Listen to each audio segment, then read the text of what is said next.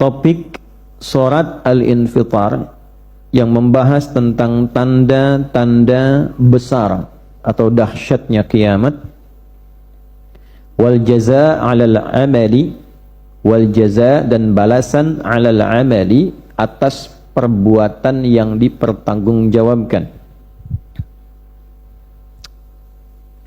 Ada dua kata yang menunjuk pada perbuatan. Satu, amal. Kedua, fa'al. Kan? Amila ya'malu, fa'ala. Bisa yaf'ilu, yaf'alu, yaf'ulu. Ada fa'ala, ada amila. Perhatikan baik-baik. Kalau perbuatan ini dimaksudkan menunjuk pada perbuatan yang mutlak dievaluasi, dipertanggungjawabkan, dilaporkan, itu kata yang mewakili amila. Ya, amila ya'malu amalan. Pakai ain ya, Bu. Pakai ain. Itu ya, ya. Ada pakai hamzah a, ada pakai ain a. Kalau pakai hamzah itu artinya harapan yang sangat diinginkan. Ya kan? Dan dia amala, ya'mulu, amal, amalun. Pakai hamzah a itu harapan yang sangat diinginkan. Ya. Amil, yang sangat aku harapkan. Amil, yang banyak dilakukan. Ya kan? Misal ini pakai ain, bismillah. Nah ini, amila. Amila ya'malu amalun. Ini berarti perbuatan yang sifatnya akan dievaluasi, dinilai, dipertanggungjawabkan. Dipertanggungjawabkan. Dilaporkan. Ya. Dilaporkan. Kalau ketemu bapak-bapak, lapor Pak. Ketemu ibu-ibu, lapor Bu. Nah ini amal. Semua perbuatan kita yang kita kerjakan itu secara umum disebut amal. Mengapa disebut amal? Karena semua aktivitas kita itu sejatinya senantiasa dievaluasi. Jangan berpikir akhirat dulu, di dunia pun begitu. Jadi apa yang kita lakukan itu orang lain melihat. Nah, penglihatan orang terhadap perilaku kita itu sekaligus evaluasi tentang nilai yang terjadi pada perbuatan kita. Jadi ketika kita berbuat baik, orang senang kan? Nah, kesenangan itu adalah penilaian orang terhadap perbuatan kita. Bisa dipahami? Oke? Ketika orang merasa tidak nyaman, ini menunjukkan perbuatan yang kita lakukan tidak baik. Jadi kita ini makhluk yang saat dicipta sejatinya interaksi sosial kita, aktivitas kehidupan kita dengan orang sekitaran kita menghadirkan evaluasi terhadap semua tindakan kita. Untuk memastikan kenapa diciptakan makhluk yang selalu dinilai, supaya memotivasi kita selalu tampil lebih baik. Itu, saking sayangnya Allah pada kita itu, Allah menciptakan kita itu menjadi pribadi yang baik, makhluk yang baik. Makanya kenapa ada hukum haram? Saya pernah katakan, dari kata hurmah, seakar dengan kata hormat. Tuh, kan? Nih, hormatun. Diserap ke dalam bahasa Indonesia menjadi hormat. Hormat itu dari bahasa Arab. Oke? Ada hukum namanya haram. Kenapa hukum itu haram diturunkan? Asalnya, bahasa kerennya, secara filosofisnya, hikmahnya, awalnya bukan ingin membatasi kegiatan manusia, bukan. Tapi ingin menjaga supaya manusia itu tetap tampil terhormat. Mengapa haram berkata-kata kotor? Karena ketika berkata kotor, kehormatannya hilang. Ya, kalau tidak percaya silahkan. Misal di sini tiba-tiba ada yang teriak berkata kotor, itu pasti dinilai orang sekitaran itu siapa sih? Itu kan jelek amat kata-katanya. Iya ya, si amat aja nggak begitu. Ya, banyak tuh. Jadi selalu demikian. Mengapa ada hukum haram berdusta? Karena ketika berdusta kehormatannya runtuh. Nah, Allah itu punya sifat pengasih yang sempurna, penyayang yang lengkap. Dengan Rahman dan Rahimnya tidak menginginkan hambanya hilang kehormatannya. Di dunia saja tidak ingin hilang, apalagi di akhirat.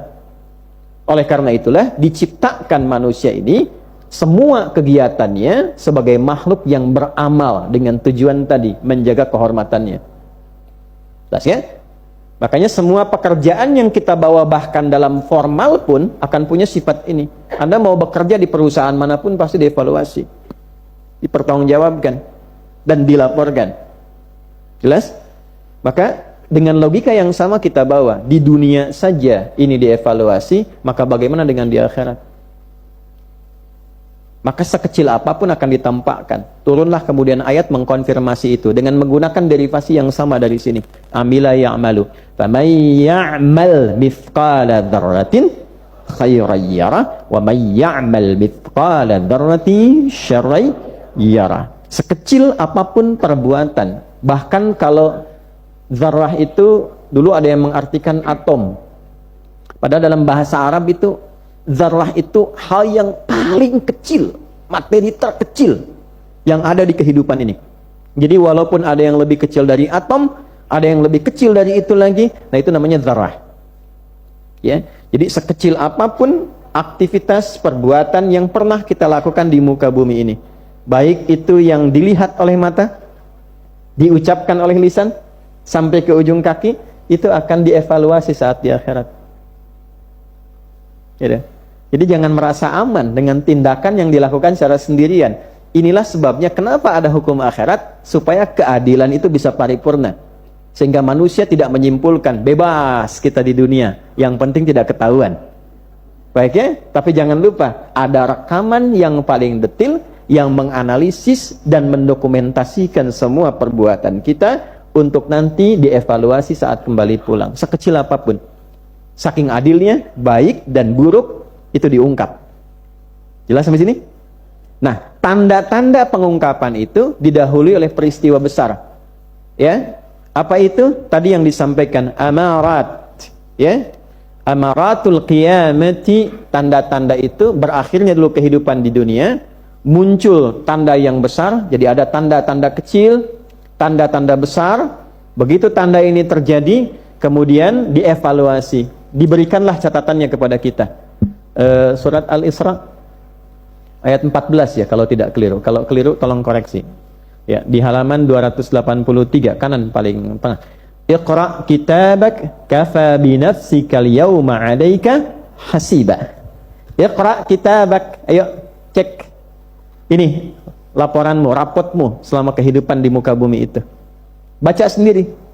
Kafa bi nafsikal yawma 'alaika hasiba, cukuplah engkau hari ini dievaluasi dengan detil. Hasiba itu dari kata hisab, evaluasi sampai detil. Ya, ada orang sekarang bikin kalender dengan hisab kan, ya kan, secara astronomi diukur sampai detil, sampai keluar tanggal, sampai detiknya dan sebagainya. Nah, hari kiamat langsung muncul di catatan kita. Ya, antum ketahuan nih. Ya, kelihatannya seperti menyimak, padahal jawab status dulu misalnya. Itu diungkap di akhirat. Misal gitu ya. Nah, itu nanti diungkap detil sekali, jamnya, tempatnya dan sebagainya. Dan ini nggak bisa bicara, pelakunya langsung bicara. Al-yawma nakhtimu ala afwahim fatukallimuna wa tashhadu arjul bima kanu. Perhatikan, yaksibun. Ketika berbicara ini tangan dengan kaki, yaksibun. Ketika berbicara mata, telinga, hati, itu ya'malun. Ini menarik nih, nanti lain waktu kita bahas. Ya. Nah, jadi kenapa di sini ada kalimat wal jazaa'u 'alal 'amali, dan setelah peristiwa itu diadakanlah kemudian balasan yang sesuai dengan pekerjaan-pekerjaan yang telah dilakukan. Ya, alnya di sini bisa istighraq, menunjuk pada semua aktivitas selama hidup yang pernah dilakukan. Jadi jangan khawatir, kita ini pasti pulang. Dan dalam kepulangan kita ada keadilan yang sangat sempurna. Jadi jangan pernah menyimpulkan bahwa ya Allah kenapa saya nggak dapat ini. Tidak, nanti alasannya akan diungkap. Kenapa waktu kamu minta mobil saya nggak kasih, kata Allah tuh. Nanti akan kelihatan tuh. Ujungnya terima kasih ya Allah. Saya nggak tahu kalau saya dapat mobil itu amal saya yang dulu akan habis karena riya saya. Saya nggak tahu kalau sudah dapat mobil itu, amalan saya yang sebelumnya akan hilang. Tahajud rutin saya, bacaan Quran saya. Saya nggak tahu ternyata itu yang menghambat saya untuk masuk ke dalam surgamu dengan cepat, ya Allah. Itu yang keluar di lisan cuma satu kalimat saja, syukur. Fabi ayyi ala'i rabbikuma, itu kalimat itu. Nah, makanya tenang saja menghadapi kehidupan. Toh meninggal juga. Jadi ya, yang disiapkan itu saat pulangnya nanti. Ya, tapi keseimbangan Islam menjadikan kita menikmati kehidupan dengan nyaman. Dunianya diusahakan sukses, nyaman dan membahagiakan, dan akhirat pun lebih daripada itu. Mesti seimbang. Ya, itu yang dikatakan wa minhum may yaqulu rabbana atina fid dunya hasanah wa fil akhirati hasanah wa qina. Nah, itu ada di Al-Baqarah ayat 201. Nah, kemudian ini saya sampaikan dari tema dulu supaya paham tentang konsepnya. Jadi intisari ayat-ayat di surat Al-Infitar ini apa? 19 ayat, 80 kalimat, 327 huruf. Ada apa di dalamnya? Secara umum apa tema-tema utamanya? Jadi setelah nanti kejadian besar kiamat, kita ini Pak, Ibu, makhluk yang sangat harus bersyukur beragama Islam. Bapak Ibu bisa bayangkan, kiamat aja dijelasin detil supaya punya persiapan. Di mana ada agama menjelaskan kejadian sampai kiamat, dari yang paling kecil sebelum lahir, penciptaan dunia, sampai kejadian besar secara detil.